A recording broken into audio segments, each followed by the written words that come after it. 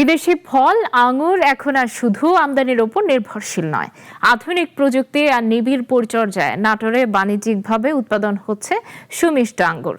সফলতা দেখে আঙুর চাষে আগ্রহী হয়ে উঠেছেন নতুন উদ্যোক্তারাও। মেহেদী হাসান তানিমের রিপোর্ট, জানাচ্ছেন শম্পা আক্তার। কিছুকাল আগেও দেশে আঙুর চাষকে অনেকেই অসম্ভব মনে করতেন, তবে নাটোর সদর উপজেলার কান্দিভিটায় এলাকার কৃষি উদ্যোক্তা আমজাদ হোসেন বদলে দিয়েছেন সেই ধারণা।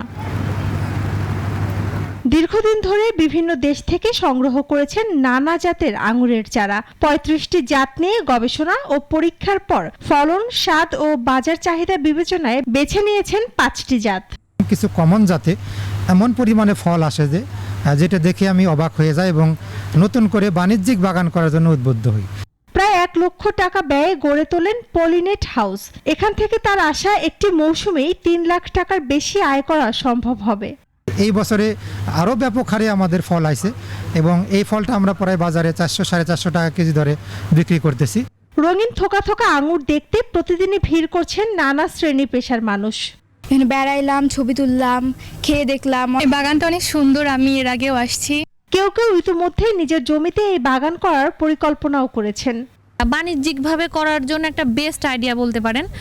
আমি এখানে বেশ কয়েকটা জাত দেখলাম, এর মধ্যে বেশ কিছু আমি নিয়ে গিয়েও রাখছি। আঙুর বাগান দেখেও অনেকজনা শিখবে যে আমি এমন কিছু করব। কৃষি বিভাগ বলেছে, উপযুক্ত প্রযুক্তি, পলিনেট হাউস ও সঠিক পরিচর্যা নিশ্চিত করা গেলে দেশের আবহাওয়াতেই উন্নত মানের আঙুর উৎপাদন সম্ভব। আমরা যেহেতু সফলতা পাচ্ছি এবং এর মিষ্টতা বেশি, এ কারণে হয়তো আমরা আশা করছি যে এটি যদি চাষ ব্যাপকভাবে সারা দেশে বৃদ্ধি করা যায়, তাহলে আমার মনে হয় যে বিদেশ থেকে যে আঙ্গুরের আমদানি সেটি হয়তো অনেকটাই কমে যাবে।